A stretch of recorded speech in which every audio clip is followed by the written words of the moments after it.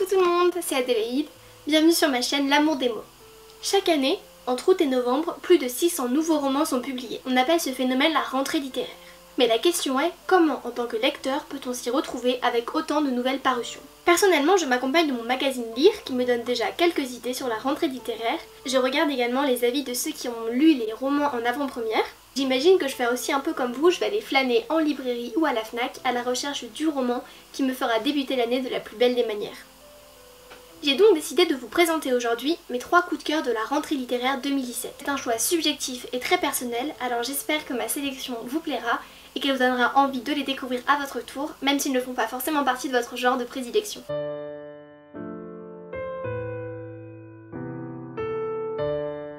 Le premier livre que je tenais à vous présenter aujourd'hui n'est pas seulement mon coup de cœur de la rentrée littéraire, c'est également l'un de mes coups de cœur de l'année. Vers le mois de juin, j'ai reçu un colis de la part des éditions L'Âge d'Homme, avec tout un tas de livres envoyés en tant que service presse. J'ai tout de suite été attirée par 3 livres en particulier, grâce à leur couverture que je trouve absolument magnifique. Il s'agit de la trilogie du cycle des maudits de Damien Muritte. Le premier coup de cœur que je vais vous présenter aujourd'hui, c'est Le Cri du diable de Damien Muritte. J'ai tout de suite été happée par cette plume unique en son genre, et je voulais absolument vous en parler. C'est un livre troublant, puissant, remarquable et très sombre. L'histoire en elle-même, c'est Camille, une jeune femme très amoureuse mais surtout extrêmement jalouse, qui va s'enfuir de son village après avoir assassiné un homme qui tentait de l'abuser sexuellement. Elle va alors tenter de se construire une nouvelle vie auprès d'un nouvel homme, mais c'était sans compter le passé qui la rattrape, et plus particulièrement la jalousie qui est omniprésente. L'histoire en elle-même n'est pas ce qui est le plus important. Pour moi, la plume de Damien Muritte est un diamant à l'état brut. On goûte les mots, on s'en abreuve, on les aime, c'est vraiment magnifique. Je tenais à vous lire un petit passage que j'aime beaucoup et qui, à mon sens, caractérise particulièrement le style poétique de l'auteur. Il y a ces instants de silence car ce sont les yeux qui disent, il y a ces matins de sommeils emmêlés, de gestes suspendus, il y a ces nuits de séisme où le fluide des corps pressés laisse dans les draps l'odeur des sous-bois et l'eau salée des baisers érodent de la grisaille, il y a ces après-midi de cheveux au vent, de courses folles dans les rues, de cailloux lancés qui ricochent sur les muscles noueux du fleuve, et tous ces soirs, bercés de quiétude, rien n'échappe à l'amour qui bourgeonne, éclate en pétales de vie, et le rire et l'insouciance moulés ensemble est unique mélodie. J'adore. Ce court extrait est très beau, mais je pense qu'il ne reflète pas forcément le livre en entier, car quand on lit ce petit passage, au final on a une sorte de joie qui se met, on imagine les amoureux qui se réveillent doucement le matin, on imagine l'amour en fait, alors que tout le livre est noir de haine, de sang, de mort, de violence, mais le tout en poésie, donc ça rend quelque chose d'absolument sublime. Je vous l'avais dit dans ma chronique sur mon blog, ce n'est pas un livre que l'on peut lire en société, dans un métro ou dans un café bondé de monde. Un conseil si vous décidez de le découvrir, et vous faites bien, enfermez-vous dans votre chambre et retrouvez-vous en tête-à-tête avec la plume de Damien Muritte. Vous allez voir que vous n'aurez qu'une envie, c'est de déclamer certains passages à haute voix, tant le style est beau. La plume de l'auteur est propre à lui-même et il a la douceur et la dureté des paradoxes. L'atmosphère est lourde et pesante et il y a énormément de place pour les silences et les non-dits et plus particulièrement pour la libre interprétation du lecteur. C'est un livre court, un peu plus de 100 pages, mais il est de ceux que l'on relit. Je terminerai en disant que je pense qu'on ne peut être qu'extrême dans notre perception tant la plume est originale. On adore ou on déteste, pour ma part j'adore.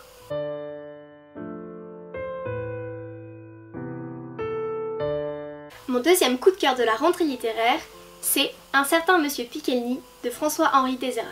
J'étais à la Fnac, je flânais devant le rayon des nouvelles parutions, et puis j'ai tout de suite été attirée par le titre, Un certain Monsieur Piquelny, et je me disais mais j'ai déjà entendu ce nom-là quelque part. Et puis, ça a fait tilt. Il y a quelques mois, j'ai découvert Romain Gary à travers ses mots dans La promesse de l'aube.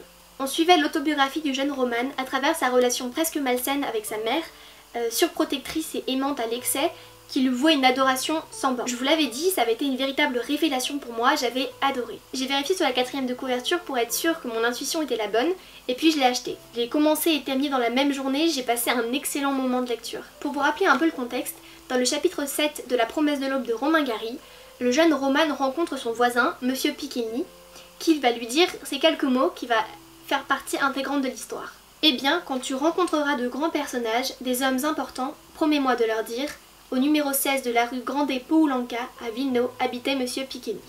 Par un concours de circonstances assez amusant, l'auteur, François-Henri Désérable, va se retrouver à Vilnius et au détour d'une petite rue, il va trouver une plaque. L'écrivain et diplomate français Romain Gary a vécu de 1917 à 1923 dans cette maison qu'il évoque dans son roman La promesse de l'aube.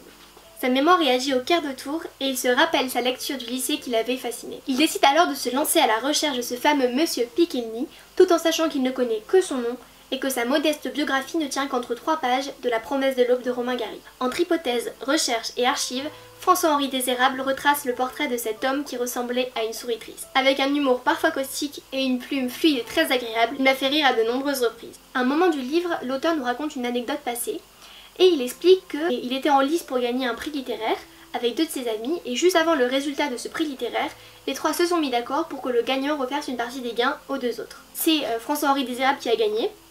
Comme convenu, je m'acquittais de la promesse. Quelques jours plus tard, les 2 candidats malheureux trouvèrent chacun dans leur boîte aux lettres un chèque signé de ma main. L'un s'offrit une machine à laver, l'autre une nuit en compagnie d'une cowgirl. Et que l'on ne compte pas sur moi pour dire qui a fait quoi, jamais je n'avouerai que les vêtements d'Arthur sont toujours impeccables. Bref, j'ai passé un excellent moment à la rencontre de ce mystérieux Monsieur Pickney et de Romain Gary que j'aime de plus en plus. Maintenant, j'ai hâte de rencontrer François-Henri Désérable dans ses autres romans et j'espère y trouver le même humour subtil et la même joie de vivre.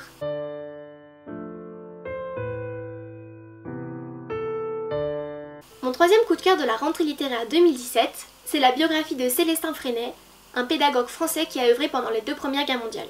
Cette biographie a été écrite par Emmanuel Saint-Fuchien et elle est publiée aux éditions Perrin. Je vous l'avais dit dans ma vidéo de présentation, j'aime beaucoup les récits historiques et les biographies et je pense qu'on a sincèrement énormément de choses à apprendre du passé.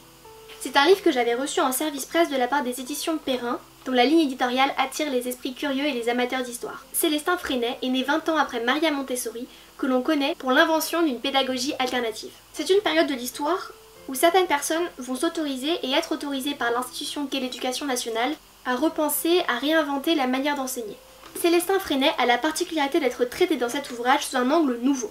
Il ne se contente pas d'exposer les innovations pédagogiques qu'il a imaginées et mises en œuvre, mais il va plutôt s'intéresser à la genèse de son histoire, à savoir les 2 guerres auxquelles il a participé. Quand il revient de la Première Guerre mondiale, Célestin Freinet est cassé, abattu, abîmé, et il n'est plus considéré comme apte à effectuer son travail de maître d'école. Il n'arrive plus à gérer sa classe, il ne se fait plus respecter par ses élèves, et surtout il n'arrive pas à se défaire du souvenir de la guerre qui est présent en lui. Je vais vous lire un extrait d'un livre d'un de ses collègues de l'époque qui m'a énormément ému et qui nous fait prendre conscience de beaucoup de choses. Me voici devant vous, enfant, moi l'un des innombrables faillis dont la guerre a anéanti toutes les croyances et presque toutes les forces.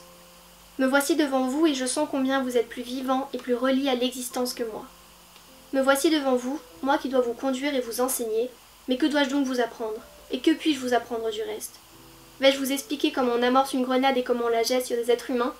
Vais-je vous montrer comment on traverse quelqu'un à la baïonnette, comment on l'assomme à coups de crosse, comment on l'abat à coups de pelle? Vais-je vous démontrer comment on pointe le canon d'un fusil sur un miracle aussi inconcevable qu'une poitrine qui palpite, un poumon qui respire, un cœur qui bat? Vais-je vous apprendre comment on gémit avec une blessure au ventre, comment on racle avec un trou dans le poumon, comment on souffle avec une blessure à la tête? Je ne sais rien de plus, je n'ai rien appris de plus. On ne peut pas imaginer la douleur de ces hommes qui rentraient de la guerre et qui tentaient de reprendre une vie normale. Bref, cet extrait résume parfaitement ce que Célestin Freinet ressentait à la rentrée scolaire 1919.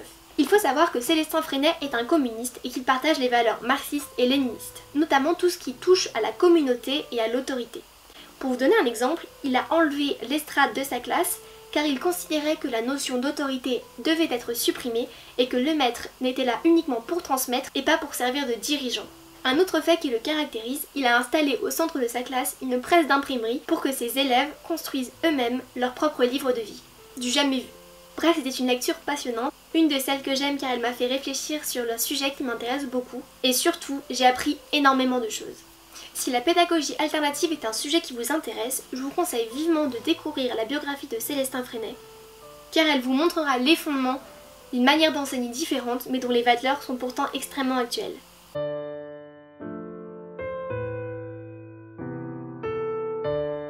Cette vidéo de mes coups de cœur de la rentrée littéraire est maintenant terminée, mais juste avant de nous quitter, je voulais dire quelques mots sur Et à la fois je savais que je n'étais pas magnifique de John Monard, publié aux éditions L'Âge d'Homme. Il ne peut pas faire partie de mon top 3 de mes coups de cœur de la rentrée littéraire, tout simplement parce qu'il est sorti en mars. Il ne fait donc pas partie de la rentrée littéraire, mais il fait partie de mes nombreux coups de cœur de l'année. L'auteur est jeune et talentueux et on m'attend son deuxième roman avec impatience. Rendez-vous sur Instagram pour en savoir plus. J'avais publié mon avis sur ce petit bijou il y a quelques mois maintenant.